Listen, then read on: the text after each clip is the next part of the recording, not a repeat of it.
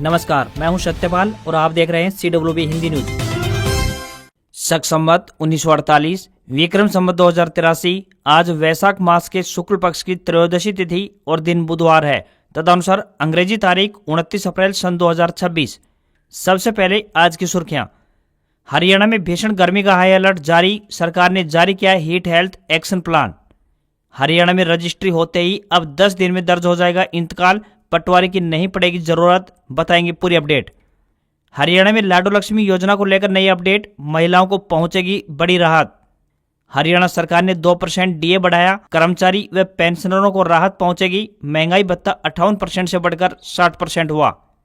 33 साल से नहीं हुई भर्ती, हरियाणा में योग का भविष्य संकट में, एक कोच के सहारे टिका पूरा सिस्टम। मजदूरों व बुजुर्गों व महिलाओं को मिलेगा रहने के लिए घर जैसा ठिकाना, बनने जा रहे हैं नए हॉस्टल। प्रोफेसर नरसिंहराम बिश्नोई बने रहेंगे जीजेयू के कुलपति। जेजेपी से विवाद के बाद सरकार ने कार्यकाल बढ़ाया, राज्यपाल ने जारी किया आदेश। हरियाणा में अब GNSS रोवर्स मशीन से ही होगी जमीन की पैमाइश, इतने रुपए लगेगी फीस, बताएंगे पूरी खबर। सरकारी कर्मचारियों के लिए बड़ी खुशखबरी, हाईकोर्ट ने चिकित्सा बिलों के निपटाने की समय सीमा की निर्धारित। खुशखबरी, हरियाणा में स्वास्थ्य सेवाओं का होगा विस्तार, खुलने जा रही है नई PHC। भारत रूस मिलकर यूरिया फैक्ट्री लगाएंगे, अभी जरूरत का 71% यूरिया मिडिल ईस्ट से आता है, अगले 2 साल में उत्पादन शुरू होगा। E20 के बाद E85 फ्लेक्स फ्यूल की तैयारी में भारत, माइलेज 30% तक कम हो सकता है। और भारी गर्मी के बीच दिल्ली में बारिश आंधी का अलर्ट जारी, 60 किलोमीटर प्रति घंटे की रफ्तार से हवाएं चल सकती हैं। यूपी का बांदा दुनिया में सबसे गर्म, पारा 47.6 डिग्री सेल्सियस पहुंचा। और अब खबरें विस्तार से।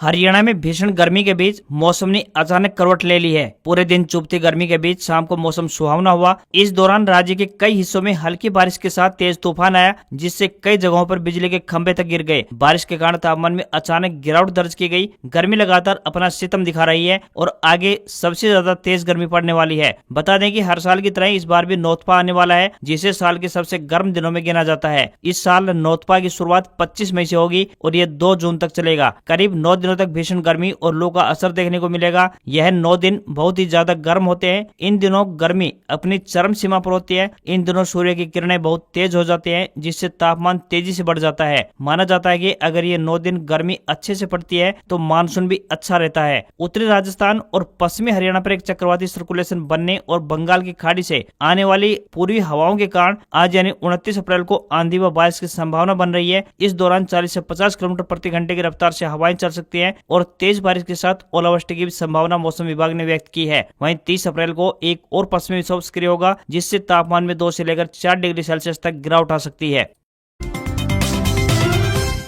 हरियाणा में महिलाओं के लिए एक और अच्छी खबर सामने आई है। मुख्यमंत्री नायब सैनी ने महिलाओं के हित में एक और बड़ा फैसला लेते हुए उन्हें राहत पहुंचाने का काम किया है। यह राहत भरा फैसला दीनदयाल लाडो लक्ष्मी योजना का लाभ उठा रही महिलाओं से जुड़ा हुआ है। दीनदयाल लाडो लक्ष्मी योजना को लेकर मुख्यमंत्री नायब सिंह सैनी ने कहा कि इस योजना के तहत अब तक 6 किस्तें महिलाओं के खातों में जमा हो चुकी है। इस योजना पर बड़ी घोषणा करते हुए उन्होंने कहा कि दीनदयाल लाडो लक्ष्मी योजना के किसी भी लाभार्थी परिवार का BPL राशन कार्ड रद्द नहीं किया जाएगा। विपक्ष इसको लेकर बेवजह का भ्रम फैला रहा है। हमारी सरकार लगातार महिलाओं को सशक्त करने का काम कर रही है। हरियाणा की नायब सैनी सरकार ने जमीन की पैमाइश को डिजिटल बनाने की दिशा में बड़ा कदम उठाया है। प्रदेश सरकार के एक अधिकारी ने बताया कि अब GNSS रोवर्स मशीन से ही जमीन की पैमाइश होगी। इसके लिए राजस्व विभाग पोर्टल यानी EGRS पर लोगों को ऑनलाइन आवेदन करना होगा। उन्होंने बताया कि पैमाइश के लिए ऑफलाइन प्रक्रिया राजस्व विभाग द्वारा बंद कर दी गई है। रोवर्स मशीन के संचालन के लिए पटवारियों को प्रशिक्षण दिया जा चुका है। राजस्व विभाग के सख्त रुख के बाद जिले की हर तहसील में अब एक रोवर्स मशीन से पैमाइश अनिवार्य करनी होगी। रोवर्स मशीन सीधे अंतरिक्ष में मौजूद सैटेलाइट से सिग्नल प्राप्त करती है। इसके साथ साथ हरियाणा में स्थापित 19 continuously operating reference station network से भी इसे जोड़ा जाता है। यह नेटवर्क मशीन को यह बताने में मदद करता है कि वह जमीन के किस सटीक अक्षांश और देशांतर पर खड़ी है। मशीन में संबंधित गाँव या क्षेत्र का डिजिटल नक्शा लोड किया जाता है। मशीन की पैमाइश में 1 से 2 सेंटीमीटर की सटीकता आती है। मशीन का डेटा सीधा राजस्व विभाग के सर्वर पर अपलोड किया जा सकता है। आपको बता दें कि इस मशीन से नपवाने के लिए कितने रुपए फीस लगने वाली है। तो यदि आप 3 एकड़ कृषि भूमि की पैमाइश करवाते हैं तो कुल फीस की बात करें तो 1000 रुपए पहला एकड़ प्लस 1000 रुपए 2 अतिरिक्त एकड़ के और 500 रुपए कमीशन के तौर पर लगेंगे।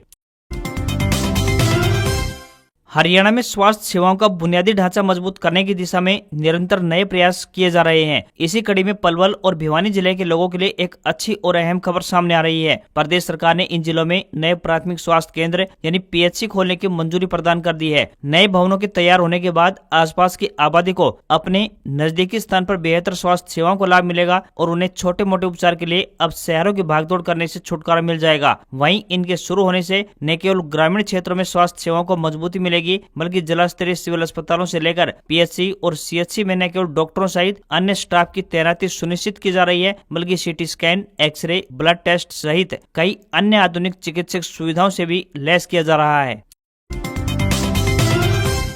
पंजाब एंड हरियाणा हाईकोर्ट ने सरकारी कर्मचारियों की चिकित्सा प्रतिपूर्ति दावों में सालों तक होने वाली देरी पर कड़ा रुख अपनाते हुए एक महत्वपूर्ण आदेश जारी किया है। हाईकोर्ट ने हरियाणा, पंजाब और चंडीगढ़ प्रशासन के साथ साथ सभी बोर्डों और निगमों को निर्देश जारी किया है कि वे चिकित्सा बिलों से जुड़े दावों का निपटारा अधिकतम 2 महीने के भीतर करें। यदि तय समय सीमा का पालन नहीं किया गया तो संबंधित विभागों को 9% वार्षिक ब्याज के साथ साथ भुगतान करना होगा। हाईकोर्ट ने साफ तौर पर कहा है कि चिकित्सा प्रतिपूर्ति कोई कृपा नहीं है, बल्कि सरकारी कर्मचारी का वैधानिक अधिकार है, जिसे समय पर दिया जाना अनिवार्य है।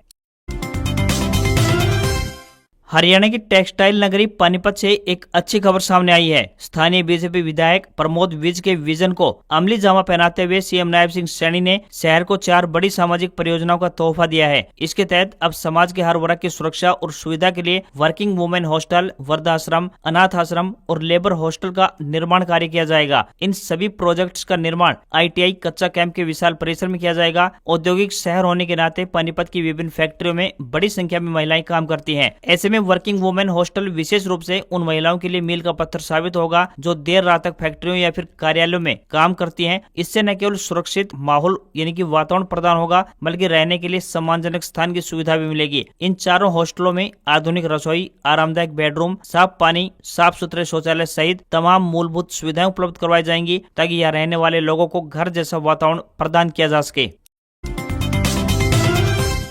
हरियाणा में योग को बढ़ावा देने के दावों के बीच जमीनी हकीकत बेहद चिंताजनक तस्वीर पेश कर रही है। यहाँ खेल विभाग में योग कोच के 66 पद स्वीकृत होने के बावजूद वर्तमान में स्थिति यह है कि पूरे प्रदेश में मात्र एक सक्रिय कोच ही खिलाड़ियों को प्रशिक्षण प्रदान कर रहा है। ऐसे में योग का भविष्य एक तरह से अंतिम सांसें गिनता नजर आ रहा है। नियमों के अनुसार हर जिले में कम से कम एक महिला और एक पुरुष योग कोच होना चाहिए, लेकिन प्रदेश के 22 जिलों में एक भी योग कोच उपलब्ध नहीं है। परिणाम स्वरूप खिलाड़ी बिना मार्गदर्शन के अभ्यास करने को मजबूर हैं और उनका भविष्य अधर में लटका हुआ है। बता दें कि मुख्यमंत्री नायब सिंह सैनी ने पिछले वर्ष अंतर्राष्ट्रीय योग दिवस पर 40 पदों पर भर्ती करने का ऐलान किया था, लेकिन यह घोषणा अब तक कागजों से बाहर नहीं निकल पाई है। फाइलें दफ्तरों में लंबित पड़ी हैं और योग का विकास केवल आयोजनों और फोटोऑप तक सीमित होता जा रहा है। खेल विभाग के उप निदेशक लक्ष्मी पंत ने बताया कि 66 स्वीकृत पदों में से 42 पदों को भरने की प्रक्रिया प्रारंभ करने की तैयारी चल रही है। उन्होंने उम्मीद जताई कि आने वाले समय में इन पदों को भर लिया जाएगा। सबसे हैरान करने वाली बात यह है कि पिछले 33 वर्षों से विभाग में योग कोच की कोई भी नई भर्ती अब तक नहीं हुई है, और तो और इस दौरान 38 कोच रिटायर भी हो चुके हैं। हरियाणा की नायब सैनी सरकार ने जमीन जायदाद से जुड़े कामों में भ्रष्टाचार पर लगाम लगाने और राजस्व विभाग को पूरी तरह से डिजिटल करने का फैसला लिया है। अब जमीन की रजिस्ट्री होते ही इंतकाल यानी म्यूटेशन ऑटो मोड पर चला जाएगा, यानी नामांतरण के लिए अलग से आवेदन करने की अब जरूरत नहीं पड़ने वाली। नेशनल इंफॉर्मेटिक्स सेंटर यानी NIS की टीम अगले महीने राजस्व मंत्री व मुख्य सचिव को रिव्यू देगी। इसके बाद नई व्यवस्था लागू होगी। नई व्यवस्था के तहत पेपरलेस रजिस्ट्री के 10 दिनों के भीतर इंतकाल दर्ज किया जाएगा। जैसे ही रजिस्ट्री की प्रक्रिया ऑनलाइन पूरी होगी, संबंधित दस्तावेज स्वतः यानी अपने आप ही इंतकाल के लिए सिस्टम में ट्रांसफर हो जाएंगे। बता दें कि किन मामलों में रुक सकता है इंतकाल, तो कोर्ट में लंबित विवाद, दस्तावेजों में कोई त्रुटि या फिर मालिकाना हक पर संपत्ति या फिर कोई आपत्ति को लेकर ऐसे मामलों में जांच के बाद ही आगे की कार्रवाई की जाएगी। हरियाणा सरकार ने बढ़ते तापमान और संभावित लू को देखते हुए राज्य भर में हाई अलर्ट जारी करते हुए विस्तृत स्वास्थ्य सलाह लागू की है। अतिरिक्त मुख्य सचिव स्वास्थ्य डॉक्टर सुमिता मिश्रा ने कहा कि नागरिकों को लू और गर्मी से जुड़ी हुई बीमारियों से बचने के लिए हीट हेल्थ एक्शन प्लान को सख्ती से लागू करने के निर्देश दिए गए हैं। स्वास्थ्य विभाग ने सभी जिलों को सतर्क रहने, अस्पतालों में दवाइयों, ORS, IV फ्लूइड और कूलिंग उपकरणों की पर्याप्त व्यवस्था सुनिश्चित करने को कहा गया है। गर्मी से जुड़ी बीमारियों की रोजाना निगरानी और रिपोर्टिंग अनिवार्य कर दी गई है। लोगों को दोपहर के समय यानी 12 बजे से लेकर 3 बजे तक घर में रहने, पर्याप्त पानी पीने, हल्के कपड़े पहनने और सिर ढककर बाहर निकलने की सलाह दी गई है। साथ ही शराब, कैफीन और मीठे पेय पदार्थों से बचने की हिदायत दी गई है। बच्चों और बुजुर्गों का विशेष ख्याल रखने को कहा गया है। सरकार ने नियोक्ताओं को भी निर्देश दिए हैं कि वे श्रमिकों के लिए छाया, पानी और विश्राम की व्यवस्था करें। प्रशासन ने नागरिकों से अपील की है कि लक्षण दिखने पर तुरंत चिकित्सक से सहायता अवश्य लें। हरियाणा सरकार के वित्त विभाग ने आदेश जारी कर राज्य के कर्मचारियों और पेंशन भोगियों परिवार पेंशन भोगियों के लिए महंगाई भत्ता और महंगाई राहत की दरों में संशोधन किया है। नए आदेश के अनुसार 7वें वेतन पेंशन आयोग संरचना के तहत वेतन और पेंशन पाने वाले कर्मचारियों व पेंशन भोगियों को अब 58% की जगह 60% महंगाई भत्ता और राहत मिलेगी। यह संशोधन 1 जनवरी 2026 से प्रभावी होगा। जनवरी से अप्रैल 2026 तक बकाया राशि का भुगतान जून में किया जाएगा। केंद्र सरकार की तर्ज पर फैसला लेते हुए प्रदेश सरकार ने कर्मचारियों और पेंशनर्स को महंगाई भत्ता यानी DA और महंगाई राहत यानी DR में बढ़ोतरी का तोहफा दिया है। प्रदेश सरकार के इस फैसले से लाखों कर्मचारियों और पेंशनर्स को सीधा फायदा पहुंचेगा। वित्त विभाग द्वारा जारी अधिसूचना में यह भी कहा गया है कि बढ़े हुए DA से जुड़ी हुई गणना में अगर 50 पैसे या फिर उससे अधिक का अंतर आता है तो उसे पूरा 1 रुपया माना जाएगा। मतलब यह भी हुआ कि 50 पैसे से कम की राशि को नहीं माना जाएगा। ईरान जंग के कारण पैदा हुए यूरिया संकट के बीच भारत और रूस ने ज्वाइंट वेंचर में फर्टिलाइजर प्लांट लगाने की प्रक्रिया तेज कर दी है। यह प्लांट रूस के समारा में लगाया जा रहा है, जो अगले 2 साल में बनकर लगभग तैयार हो जाएगा। इसे लेकर हाल ही में एक भारतीय दल ने रूस का दौरा किया है। भारत और रूस के इस साझा प्रोजेक्ट में तकरीबन 20,000 करोड़ रुपए का निवेश होना है। रूस में लगने वाले 20 लाख टन क्षमता के यूरिया प्रोजेक्ट में इंडियन पोटाश लिमिटेड यानी IPL, RCF और NFL शामिल है। इस प्रोजेक्ट के जरिए भारत खाद की आयात पर निर्भरता कम करना चाहता है। भारत अपनी खेती के लिए नाइट्रोजन आधारित खाद यूरिया पर बहुत ज्यादा निर्भर है। वर्तमान में भारत अपनी जरूरत का तकरीबन 71% यूरिया मिडिल ईस्ट के देशों से आयात करता है। भारतीय कंपनियां इंडियन पोटाश लिमिटेड यानी IPL, राष्ट्रीय केमिकल्स एंड फर्टिलाइजर्स लिमिटेड यानी RCFL और नेशनल फर्टिलाइजर्स लिमिटेड यानी NFL मिलकर 10,000 करोड़ का निवेश करेंगे। बाकी के 10,000 करोड़ रुपए रूस की केमिकल कंपनी यूरालकेम ग्रुप लगाएगी। यह प्लांट भारत के लिए यूरिया का एक स्थायी स्रोत बनेगा। बता दें कि यूरिया बनाने में सबसे मुख्य और महंगा कच्चा माल नेचुरल गैस है। रूस दुनिया के उन देशों में शामिल है जहां गैस के भंडार बहुत ज्यादा हैं। भारत में गैस उतनी मात्रा में उपलब्ध नहीं है और हमें इसे बाहर से महंगे दामों पर मंगाना पड़ता है। इसी वजह से यहाँ यूरिया बनाना सस्ता पड़ता है। रूस के पास यूरिया बनाने की उन्नत तकनीक और बड़ा इंफ्रास्ट्रक्चर पहले से मौजूद है। वहीं यूरिया मिट्टी को जरूरी नाइट्रोजन देता है जो पौधों के लिए आवश्यक है। सही मात्रा में यूरिया का इस्तेमाल पैदावार को 20 से 50% तक बढ़ा देता है। यही वजह है कि सरकार इसकी सप्लाई में कमी नहीं आने देना चाहती। देश भर में जारी भारी गर्मी के बीच दिल्ली में आंधी और बारिश को लेकर अलर्ट जारी हुआ है। यहाँ 60 किलोमीटर प्रति घंटे की रफ्तार से हवाएं चल सकती हैं और बिजली कड़कने के साथ साथ हल्की बारिश हो सकती है। पाकिस्तान और राजस्थान के ऊपर बने चक्रवाती सिस्टम के कारण मौसम में अचानक ये बदलाव हुआ है। वहीं उत्तर प्रदेश और राजस्थान में गर्मी ने सभी रिकॉर्ड तोड़ दिए हैं। बांदा 47.6 डिग्री सेल्सियस के साथ दुनिया भर का सबसे गर्म शहर रहा। राजस्थान के जैसलमेर में 46.4 डिग्री सेल्सियस तापमान रिकॉर्ड किया गया है। वहीं मध्य प्रदेश के खजुराहो में पारा 46 डिग्री सेल्सियस पहुंच गया है, जो पिछले 10 साल में सबसे अधिक है। वहीं जैसलमेर, खजुराहो के अलावा देश के 4 शहरों में पारा 46 डिग्री सेल्सियस या फिर इससे अधिक रहा है। इनमें Barmer 46 degree Celsius, Wardha 46.5 degree Celsius, Amravati 46.6 degree Celsius और महाराष्ट्र के अकोला में 46.3 डिग्री सेल्सियस तापमान रिकॉर्ड किया गया। आज यानी 29 अप्रैल को मध्य प्रदेश, राजस्थान, गुजरात, उत्तर प्रदेश, बिहार, छत्तीसगढ़, ओडिशा, हरियाणा, दिल्ली, हिमाचल प्रदेश, पंजाब और महाराष्ट्र में हीट वेव को लेकर अलर्ट जारी हुआ है। तो असम और मेघालय में भारी से बहुत भारी बारिश होगी। वहीं उत्तराखंड में ओलावृष्टि की संभावना जताई गई है। बिजली और तेज हवाओं के साथ गरज चमक वाले तूफान की भी आशंका जताई गई है। मई में राजस्थान और यूपी के कुछ इलाकों में पारा 48 से 50 डिग्री सेल्सियस के करीब पहुंच सकता है।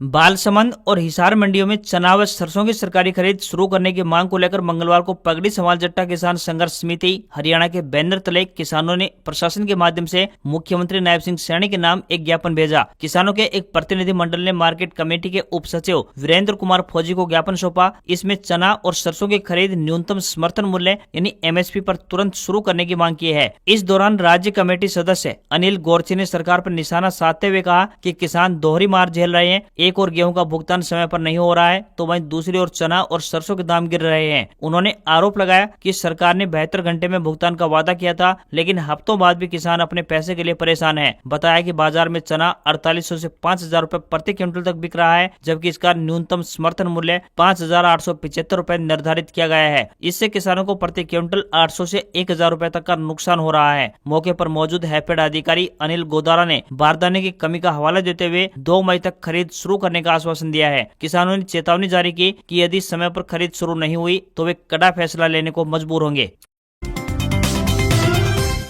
ईरान अमेरिका संघर्ष के बीच कच्चे तेल की सप्लाई संकट को देखते हुए भारत सरकार अब E85 फ्लेक्स फ्यूल की ओर कदम बढ़ा रही है। सरकार जल्द ही E85 फ्यूल की मंजूरी के लिए ड्राफ्ट नोटिफिकेशन जारी कर सकती है। इसके लिए मार्केट में आम सहमति बन चुकी है। भारत अपनी जरूरत का 90% कच्चा तेल आयात करता है। इसमें से 50% से ज्यादा हिस्सा पश्चिमी एशियाई देशों से आता है, जो हॉर्मुज स्ट्रेट से गुजरकर पहुंचता है। ईरान अमेरिका तनाव की वजह से ये रूट अब बंद है, जिससे कच्चे तेल के दाम $100 प्रति बैरल के पास पहुंच गए हैं।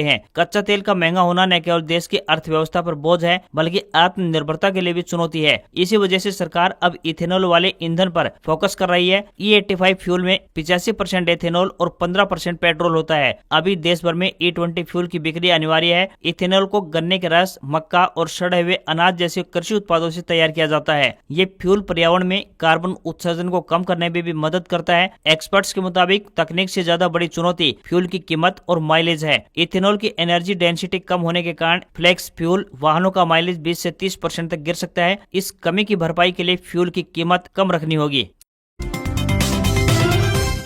सेंसेक्स 417 अंक की गिरावट के साथ 76,887 के लेवल पर बंद हुआ। निफ्टी में भी 97 अंकों की गिरावट रही और ये 23,996 के स्तर पर पहुंच गया। बैंक में सबसे ज्यादा बिकवाली देखी गई। बैंकिंग, ऑटो और IT शेयर्स में ज्यादा बिकवाली देखने को मिली। वहीं ब्रेंट क्रूड ऑयल की कीमतें $109 प्रति बैरल के पार पहुंच गई है। वहीं सोने चांदी के दाम में गिरावट रही। India Boolean and jewellers association के मुताबिक 10 ग्राम 24 कैरेट सोना 1629 रुपए घटकर 1,50,000 रुपए पर आ गया है। वहीं 1 किलोग्राम चांदी की कीमत की बात करें तो 5,381 रुपए घटकर 2,38,000 रुपए पर रह गई है। तो वहीं 22 कैरेट सोने का दाम 1,36,994 रुपए प्रति 10 ग्राम के स्तर पर पहुंच गया है। आज खबरों बस इतना ही। देखते रहिए आपका अपना हरियाणा का सबसे बेहतरीन news channel CWB Hindi news. नमस्कार। इसी आशा के साथ आपका दिन शुभ रहे।